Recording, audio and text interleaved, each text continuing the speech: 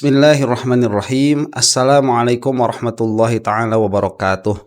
Alhamdulillahi rabbil alamin. Wa sallallahu ala sayyidina Muhammadin wa ala alihi wa sahbihi wasallam. Amma ba'du. Ramadan sudah dekat ya, sudah tiba saat video ini rilis. Dan itu tidak menghentikan permasalahan ijazah menjadi mereda. Tadi ada sidang CLS yang dilakukan oleh Roy Suryo, nanti akan kita bahas itu. Sekarang yang akan kita bahas adalah Egy Sujana dulu nih, sama Damai Hari Lubis. Saya baru melihat yang berdua ini satu frame sekarang ya, semenjak kejadian heboh datang ke Solo beberapa waktu yang lalu. Dan di sini Egy Sujana menjelaskan dirinya dengan Damai Hari Lubis dengan penjelasan yang saya itu baru menyimak sedikit saja sudah geli mendengarnya itu. Yang saya maksudkan di sini, Egy Sujana itu berbicara sekarang itu ya dalam keadaan yang seperti ini. Itu untuk meyakinkan siapa saya tidak tahu. Untuk meyakinkan apa, kemudian menarik hati siapa, saya tidak tahu karena keadaannya itu terjepit pada akhirnya. Sama termul tidak terpakai, kemudian oleh orang-orang yang berjuang di sisi Roy Suryo dan kawan-kawan, baik dari segi hukum ataupun dari segi perjuangan demokrasi juga sudah tidak terpakai. Jadi entah kemana larinya ini Egy Sujana. Saya mau tahu ada nggak yang masih simpati begitu ya. Tolong tuliskan di bawah kolom komentar ya terhadap Egy Sujana. Ini videonya agak lama ya, sekitar 17 menit. Dan saya kira yang menonton itu sudah tahu bagaimana keadaan yang bersangkutan ini. Jadi kita saksikan saja secara langsung terusan dari drama Egy Sujana melawan Roy Suryo dan kawan-kawan. Kita saksikan. Sekarang saya mau bacakan perselisi saya dalam hal ini. Yang penting adalah karena menyangkut kisruh TPUA kan harus selesai. Dan juga jangan ada kesan kita dipecat Habib Rizik atau apa, itu penyesatan. Oke, itu ada videonya dari Refli Harun kemarin ya. Egy Sujana dipecat Habib Rizik tuh ada. Tidak sesuai dengan sebenarnya. Yang sebenarnya adalah sebagai berikut. Bahwa pada hari Ahad tanggal 15 Februari 2025 kami Profesor Dr. Egy Sujana dan DHL dipanggil oleh Habib Rizik ke Petamburan ya 3 dan jumpa dengan beliau sebelum maghrib sampai melampaui maghrib, tentunya dengan sholat dulu tentunya. Saya Profesor Doktor, ini lengkap ya, itu nama bawaan dari lahir ya itu ya. Pas Damai Hari Lubis cuma disebut DHL doang. Kenapa saya tidak ES begitu? Ya terserah yang bersangkutan lah ya. Cuman kalau saya sih dari situ sudah nampak beberapa persoalan. Persoalannya ada 2. Yang pertama mengenai kemelut yang terjadi di tubuh TPUA. Yang kedua, selaku pendiri dan pembina TPUA, maksudnya Habib Rizik, itu sementara waktu kepengurusan TPUA dibekukan ya, oleh Habib Rizik, ditarik mandatnya istilahnya, dan saya dengan ikhlas bersama DHL menyerahkan, karena DHL adalah sekjen dari saya. Ya iyalah, udah gak sesuai sama tupoksinya itu. Kamu itu ternyata sudah nampak bukan ulama ya, ilmu kamu acak-acakan. Kemudian sekarang kamu itu sedang apa ya katakan, berkompromi dengan orang yang sangat dituntut keadilannya oleh Habib Rizik. Jadi TPUA dibekukan, ya udah nggak ada itu TPUA dengan kepengurusan kamu itu. Egy Sujana udah nggak ada. Selanjutnya Dewan Pembina menyarankan kepada saya, apakah saya akan terus mau berjuang dalam konteks bela Islam? Silakan pilih.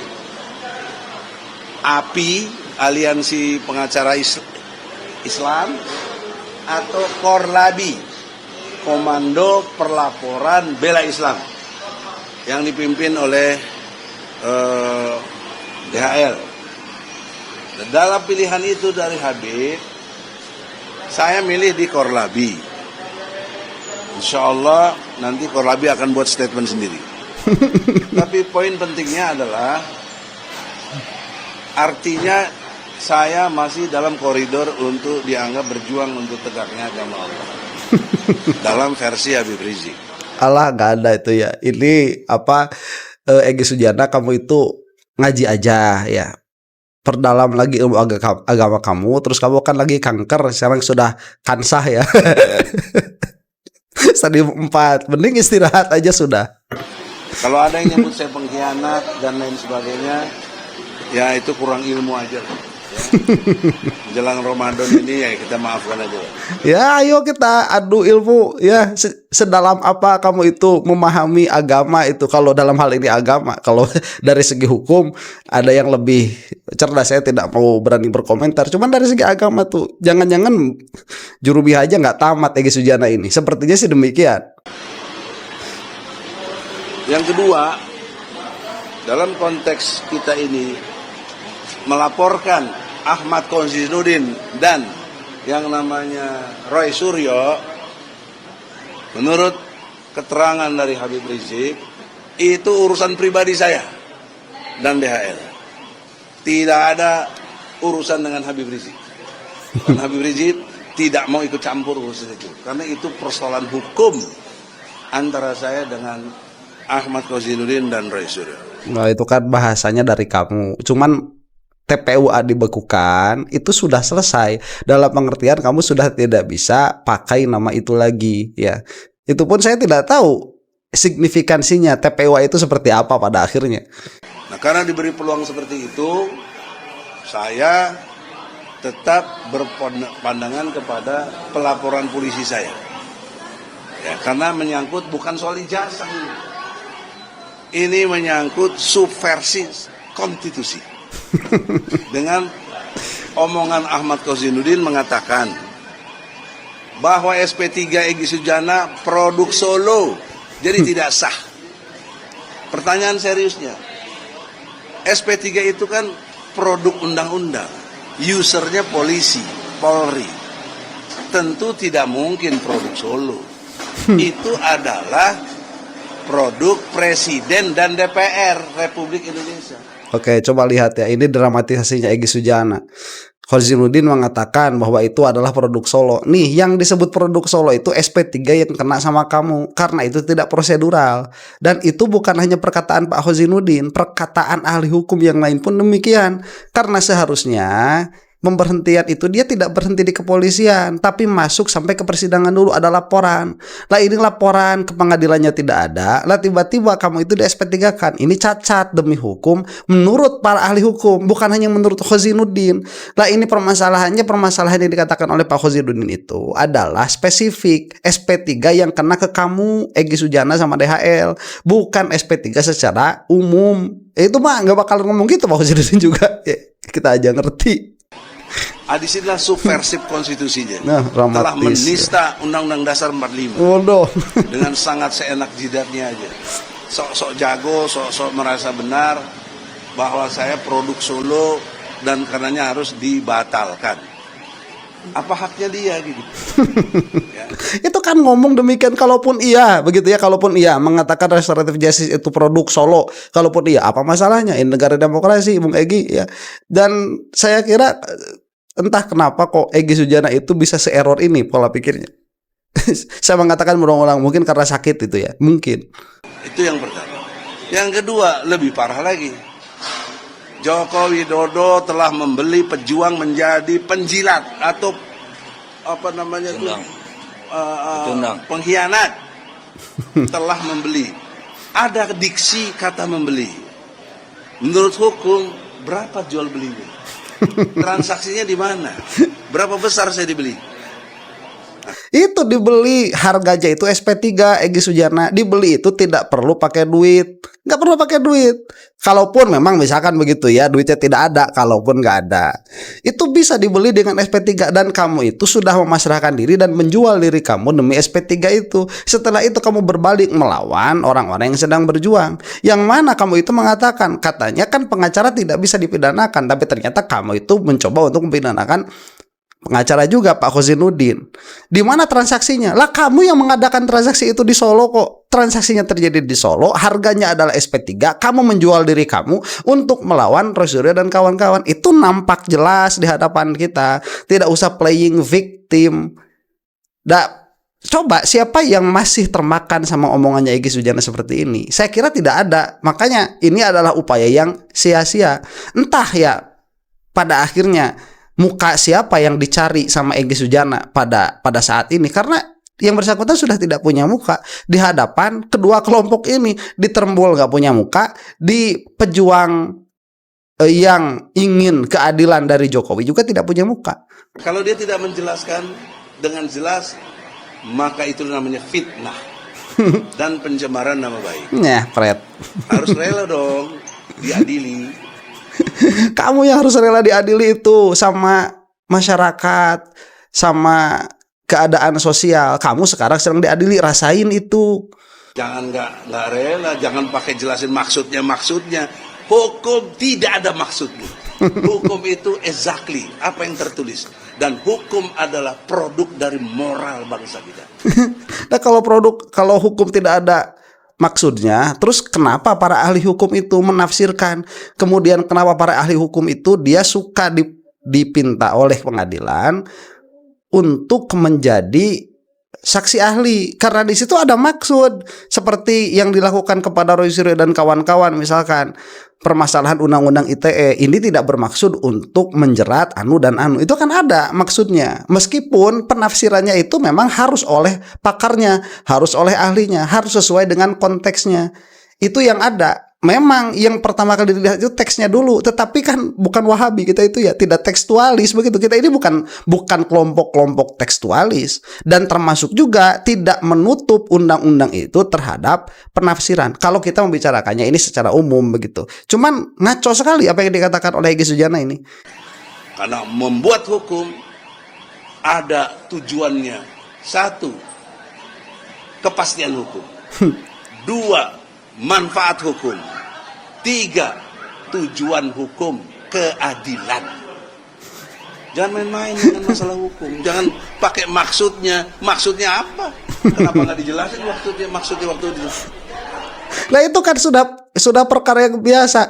Kamu itu dibeli, kita aja paham kok. Kamu itu dibeli sama siapa? Dibeli sama Jokowi. Dibeli pakai apa? Setidaknya SP3.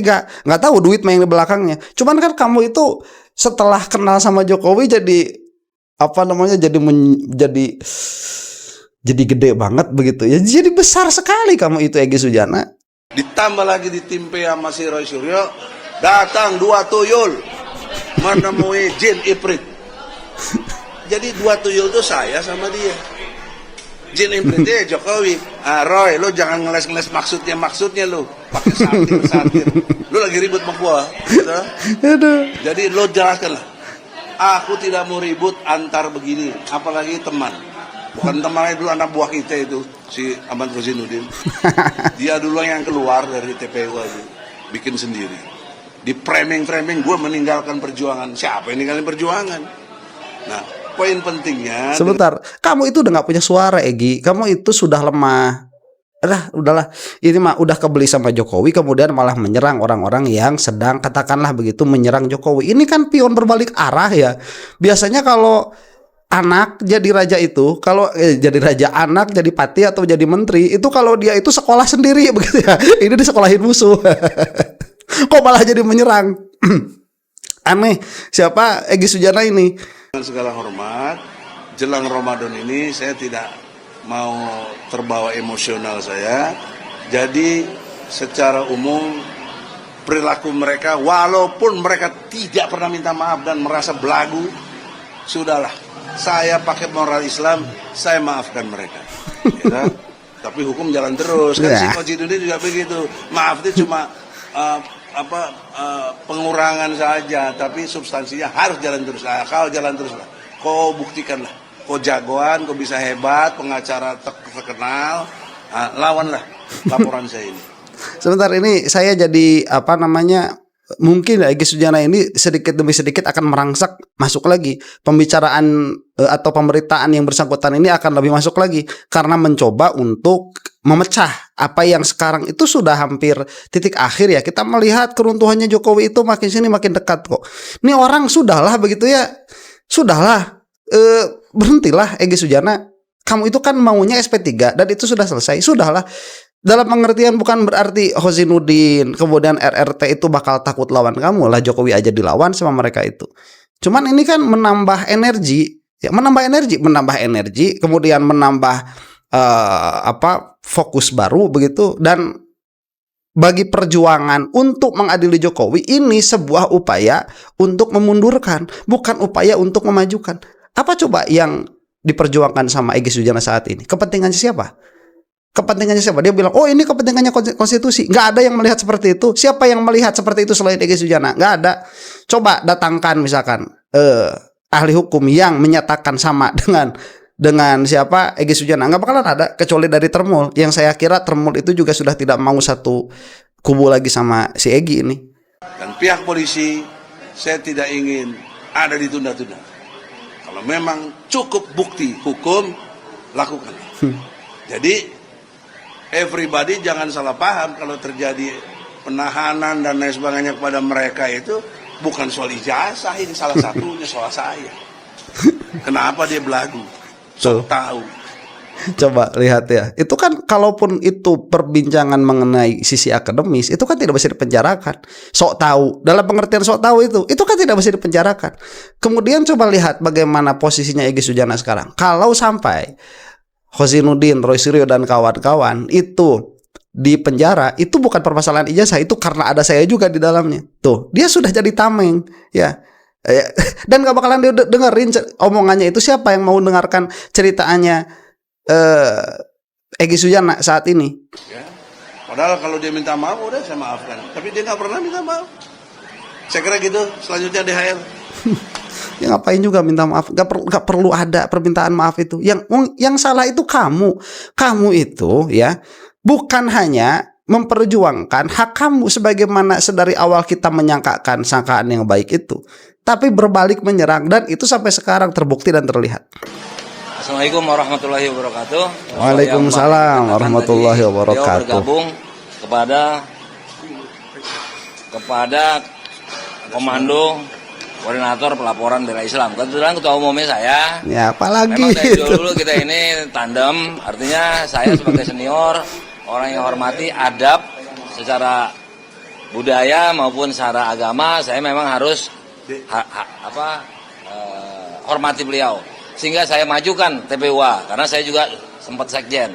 Nah, kebetulan ini karena ada peristiwa tadi yang disampaikan oleh Bang Egy. Nah, sekarang saya sampaikan keterkaitannya kepada Korlabi saat ini. Assalamualaikum warahmatullahi wabarakatuh. Waalaikumsalam warahmatullahi wabarakatuh. Coba ini orang lagi mainan apa sih ya? Lagi mainan ormas-ormasan begitu.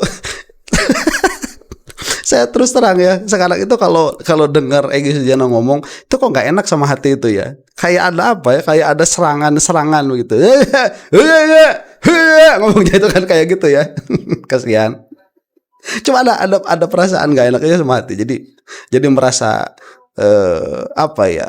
adiguna gitu sekarang Egy Sujana itu dari pembicaraannya. Entah itu saya rasakan ya. Aduh, aneh-aneh aja lah. Kita terusin dulu.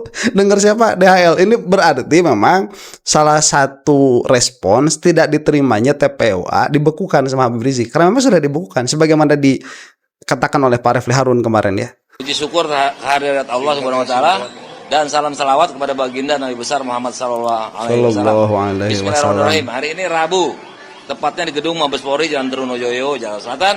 Kami atas nama Korlabi, Komando Koordinator Pelaporan Bela Islam, menyampaikan terharu dan bahagia oleh karena organisasi kami TPUA telah diambil kembali oleh pemilik.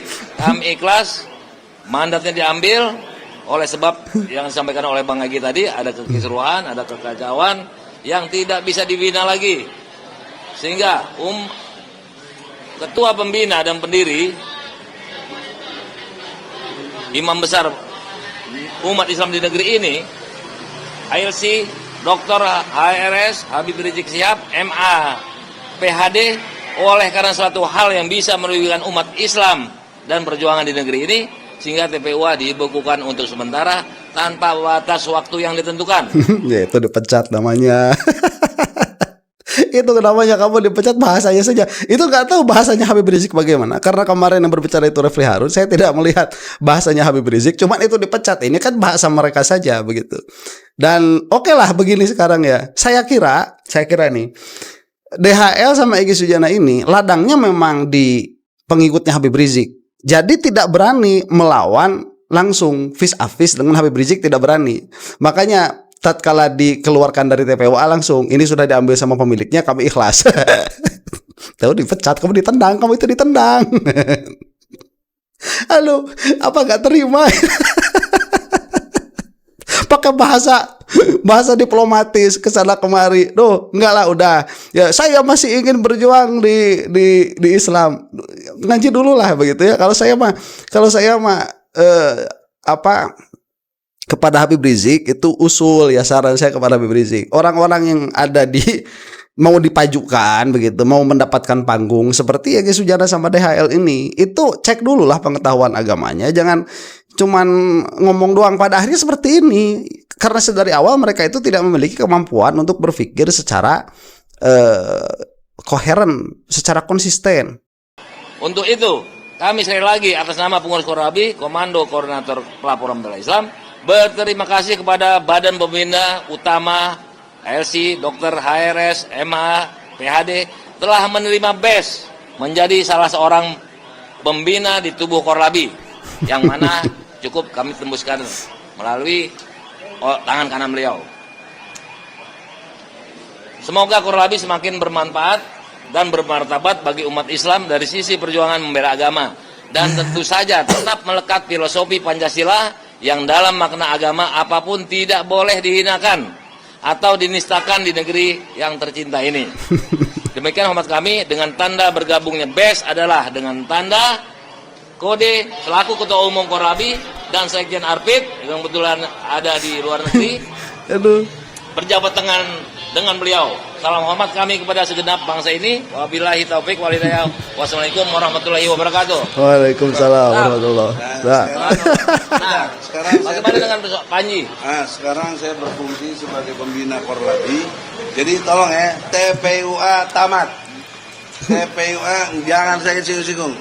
Saya bukan lagi ketua TPUA. Mandat sudah diberikan kepada Habib Rizik. Alhamdulillah, tugas sudah saya laksanakan. Amanah beliau saya laksanakan. Tidak ada kata minta maaf kepada Jokowi dan tidak dipublikasi. Kalau publikasi yang ada ya dari mereka, saya tidak. Itu sudah saya bahas kemarin ya. Udah tahu kamu itu lagi jadi pionnya Jokowi, mau aja dijadikan pion. Sekarang sebagai Korlabi, saya meminta tadi ke Mabes untuk 1 bulan lalu Pak DHL sebagai ketua Korlabi melaporkan si Panji, komikus apa namanya, ya, dengan hormat kita, saudara Panji, sudahlah, kita ini sama-sama umat Islam. Kenapa Anda begitu terkesan umat Islam kok dienyek-enyek kayak begitu, ya? Oke, sebentar, ini permasalahan kan sudah permasalahan lain. Ini yang saya maksud ya. Jadi permasalahan agama ini di Indonesia bukan hanya permasalahan mengenai Jokowi ya, banyak tuh, dalam pengertian bukan hanya mengenai Jokowi, itu terlalu banyak isu di Indonesia ini. Saya bikin konten sehari itu rata-rata 2, itu tidak bisa tercover ya. Pembicaraan yang ada di media sosial di Indonesia ini tidak bisa tercover. Nah, salah satu upaya dari si Egy Sujana ini supaya dia itu masih dianggap sebagai pejuang Islam lah, katakan demikian ya, dia menyerang Panji itu, dia menyerang Panji, yang mana memang Panji pun ini diserang atau diberitakan, dilaporkan juga kalau tidak salah oleh pihaknya Habib Rizik. Nah, disinilah masuk Egy Sujana itu untuk melaporkan Panji, yang mana ada di situ setengah atau sebagian dari perjuangan katakanlah membela agama begitu ya. Nah, tapi di sisi lain yang mempermasalahkan Jokowi ini diserang sama Egy Sujana. Inilah yang disebut duri dalam selimut. Kok duri dalam selimut ya? Duri pada dalam daging.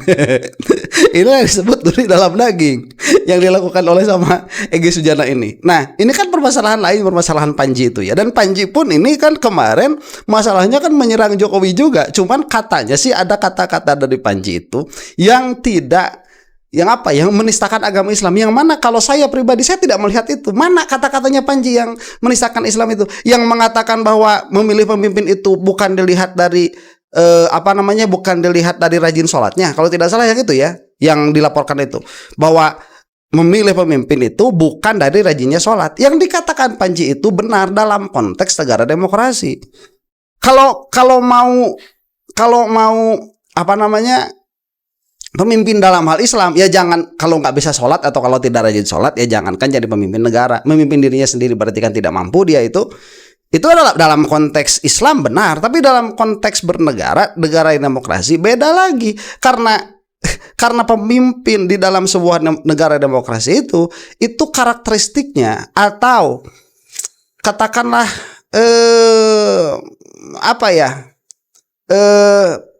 kompetensinya itu berbeda dengan apa yang dibutuhkan di dalam negara yang berbasis Islam. Itu debatable dalam pengertian ya sekarang ya, Egy Sujana di sini kemudian mempermasalahkan Panji untuk pada akhirnya mengambil kembali hati orang-orang yang memang merasa tersakiti oleh perkataan Panji.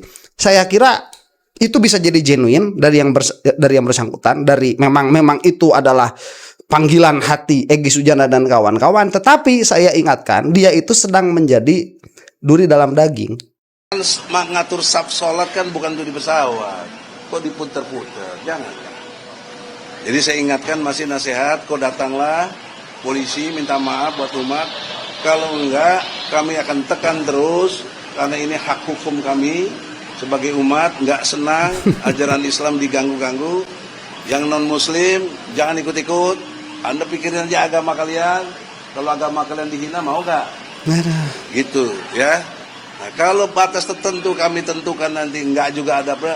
Saya serbu si Panji itu di mana? Saya cari. Demi Allah. Ya, enggak ada takutnya kita sama siapa. Aduh. Nah, sebelum itu terjadi, Panji tolong minta maaf pada umat Islam. Nah, itu kan kemarin ngomongnya sama Roy Suryo juga begitu ya. Wah, kita kan bisa sebetulnya, saya punya anak buah nih, bisa untuk menyerang ginilah Egy ya. Ini saya berbicara di depan YouTube kepada semua orang yang ada di Indonesia, termasuk mudah-mudahan didengar sama si Egy ini. Kamu itu jangan sok-sokan bela agama dulu. Ya, udahlah Panji kita singkirkan dulu ya. Saya tuh mau tahu si Egy Sujana ini dia itu serepresentatif apa atas agama Islam. Karena tidak bisa pemahaman cetek kayak Egy Sujana ini merepresentasikan agama Islam, pada akhirnya akan membabi buta seperti ini. Mana coba para kiai-kiai mempermasalahkan perkataannya Panji, mana? Ya ada kemarin memang betul dari pihak Habib Rizik kalau tidak salah itu juga yang mempermasalahkan itu. Tapi kan itu debatable.